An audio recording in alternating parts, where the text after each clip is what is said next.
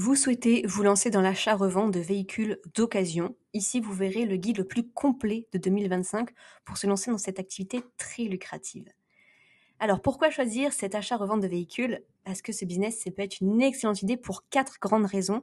Il y a une demande constante. Les gens cherchent toujours des voitures d'occasion à des prix abordables.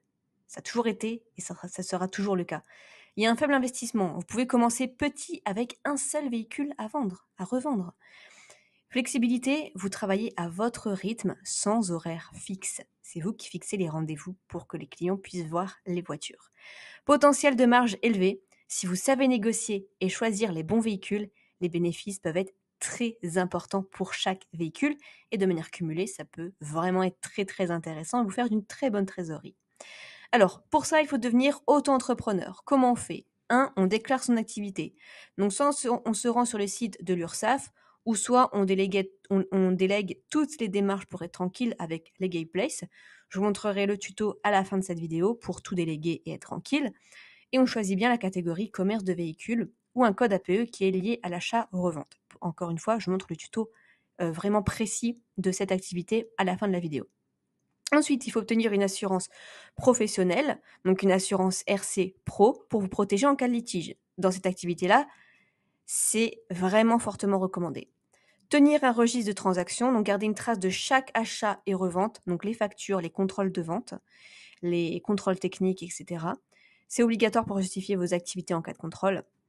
Connaître vos obligations légales. Donc vous êtes limité à 91 900 € de chiffre d'affaires par an dans ce secteur. Et vous devez payer vos cotisations sociales à hauteur de 12,3%. C'est-à-dire qu'imaginons, vous avez encaissé 1000 € de chiffre d'affaires, vous devez reverser 123 € à l'URSSAF. Comment acheter et revendre efficacement? Donc, il faut rechercher des opportunités. Donc, vous devez connaître, acheter sur le Bon Coin, la centrale ou lors des ventes aux enchères. Vous devez vérifier toujours l'historique du véhicule, donc le carnet d'entretien, le contrôle technique. Négocier intelligemment, donc apprenez à évaluer le juste prix d'un véhicule pour ne pas surpayer. Mettez en avant les réparations ou les frais à prévoir pour négocier une baisse supplémentaire.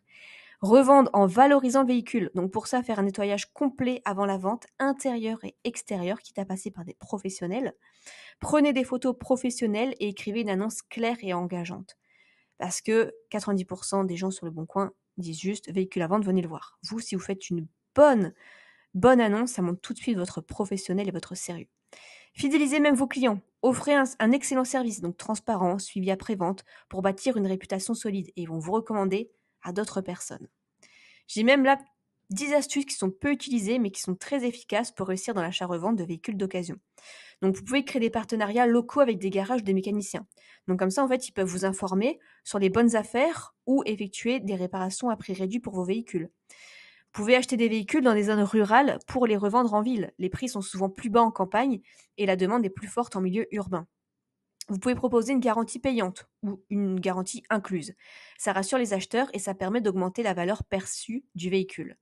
Vous pouvez utiliser les ventes aux enchères de véhicules saisis ou en fin de flotte. Ces événements sont souvent ignorés, permettent d'obtenir des voitures à très bon prix. Vous pouvez optimiser vos annonces avec des mots-clés recherchés. Ajoutez des termes comme faible kilométrage, première main, contrôle technique OK pour apparaître en haut des recherches. Créez une page sur les réseaux sociaux dédiée à votre activité. Montrez vos véhicules en stock, vos offres spéciales et publiez des conseils pour attirer des clients. Misez sur des véhicules atypiques ou recherchés. Les modèles rares, électriques ou bien entretenus d'une marque fiable se vendent souvent mieux. Négociez les frais d'immatriculation avec les acheteurs. Proposez de les inclure ou de faciliter pour rendre l'achat plus simple et attractif. Offrez un petit bonus avec chaque véhicule, par exemple un nettoyage gratuit, un plein de carburant ou des tapis de voiture neuve pour fidéliser vos clients. Et suivre les tendances du marché et adapter votre stock. Par exemple, les citadines ou les voitures électriques peuvent être très demandées dans certaines zones en 2025. Donc ces astuces, peu utilisées, peuvent vous démarquer dans un secteur concurrentiel et vous aider à maximiser vos marges tout en attirant davantage de clients. Donc maintenant, je vais vous montrer comment faire pour s'inscrire et démarrer sans plus tarder votre activité. Ok, donc c'est parti pour vous enregistrer en tant que achat-revend de véhicules d'occasion. Donc, vous cliquez ici sur le lien dans la description YouTube, vous cliquez sur achat et revente. Donc, vous lancez votre activité seul ou à plusieurs, vous choisissez, donc admettons seul. le statut de votre société. Donc là, vous cliquez sur micro-entreprise et ça va rediriger vers la micro-entreprise. Donc vous souhaitez vous démarrer votre activité, par exemple, donc je ne sais pas encore. Avez-vous déjà été auto-entrepreneur? Donc par exemple, non. Donc là, êtes-vous sûr de vouloir créer une micro-entreprise? Oui. Où sera fixé le siège social de la micro-entreprise? Donc soit chez vous, dans un garage, dans d'autres locaux. Avec Legal Place, ils peuvent aussi enregistrer, ils vous renvoient tout le courrier. Donc à vous de voir, sachant que la CFE c'est la moins chère là-bas à Paris. Donc ça peut être pratique aussi pour pas qu'on puisse trouver votre adresse facilement. Donc si vous voulez être privé et pas qu'on retrouve votre adresse facilement, vous prenez Legal Place. Si ça ne vous dérange pas, vous faites à votre adresse personnelle. Donc ici, quel est votre domaine d'activité? Donc on va prendre automobile et transport, votre identité, vos coordonnées. Donc que recherchez-vous? On veut déléguer toutes les démarches. Donc là, on arrive sur le pack standard ou le pack qui est express. Donc en gros, ici, c'est la même chose, sauf que ça se fait en 24 heures. Donc ici, ils déclarent notre activité, ils font le dossier juridique, ils immatriculent au dossier le CABIS, le SIRE, vérification du dossier, garantie anti-rejet du grès, c'est-à-dire qu'il n'y a pas d'erreur et ça va être rapide. Donc on va prendre le pack standard dans cet exemple. Donc là, ils vous redemandent si vous voulez héberger votre micro-entreprise à Paris, donc peut-être plus tard. Est-ce que vous voulez un compte pro 100% sécurisé pour gérer vos finances? Donc c'est pas obligatoire, mais ça peut être recommandé dans cette activité-là, puisque vous allez quand même manier de grosses sommes. Donc à vous de voir, soit ajouter et continuer, soit peut-être plus tard. Et donc ici, on a en tout 70 €. Donc, moi j'ai même un code de réduction pour vous. Vous cliquez sur ajouter un code, vous cliquez sur le 70 €, ajouter un code de réduction, vous tapez Nina 15 et 60 €. Ensuite, vous cliquez sur modifier la commande et ensuite, il n'y a plus qu'à payer selon carte de crédit, prélèvement automatique et Google Pay. Donc j'ai procédé au paiement et on se retrouve juste après pour la suite du dossier. Une fois le paiement validé, vous arrivez sur cette page qui se remplit assez vite. Donc vous faites ici suivant. Avez-vous déjà eu un numéro de sirène? Donc si ce n'est pas votre cas, vous mettez non. Êtes-vous actuellement gérant d'une société? Non, puisqu'on veut créer notre micro-entreprise. Donc là, l'activité, on fait achat, revente de véhicules.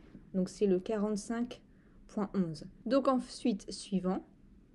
Où sera située votre adresse de domiciliation? Donc ça, on l'a vu, vous faites selon ce que vous préférez. Suivant. Votre identité, votre numéro de sécurité sociale, votre régime d'assurance maladie actuel. Alors, est-ce que vous allez être juste micro-entrepreneur, salarié en même temps? Donc là, par exemple, non, je n'aurai aucune autre activité. Quel chiffre d'affaires prévoyez-vous la première année? Donc c'est vraiment une estimation, hein. Ce n'est pas important, on va dire entre 10 000 et 40 000. Les cotisations sociales, vous les payez tous les 3 mois ou tous les mois? Ça dépend de votre organisation.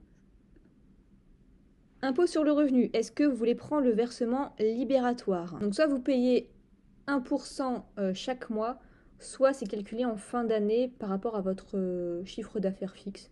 Donc à vous de voir. La plupart des gens ne le prennent pas, mais c'est à vous de voir. Suivant. Donc là, il y a des cas particuliers, si vous souhaitez donner un nom à votre entreprise, etc. Peut-être demander l'ACRE. L'ACRE, si vous êtes actuellement au chômage ou vous avez entre 18 et 25 ans, vous pouvez avoir l'ACRE. L'ACRE, c'est une aide qui permet de payer moins cher les cotisations sociales à l'URSSAF la première année. Vous payez que 50%. Donc au lieu de payer 12%, vous payez 6%. Donc voilà, ça peut être intéressant pour vous. Donc là, il vous demande si vous voulez un compte pro. Et une assurance, par contre, je vous l'ai dit, ça c'est important. Donc l'assurance RC Pro, là par contre, c'est important.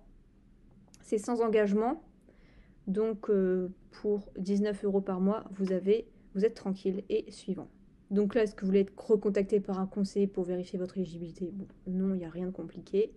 Et suivant. Comment avez-vous connu Legal Place? Donc, par exemple, YouTube, vous pouvez mettre ma chaîne, devenir micro-entrepreneur en 2025.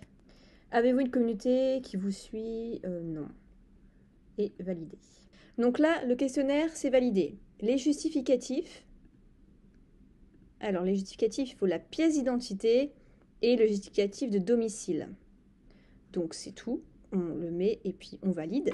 La signature, ce sera par email. Et c'est tout. Tout est bon. tout sera fait. Après, ils vont l'analyser, ils vont le déposer, ils vont le valider et ils vont vous envoyer votre cabis et vous pourrez officiellement commencer et faire vos premières factures à vos clients. Si vous avez la moindre question, n'hésitez pas à la poser en commentaire, je réponds rapidement à tout le monde. Je vous souhaite plein de succès dans cette nouvelle activité.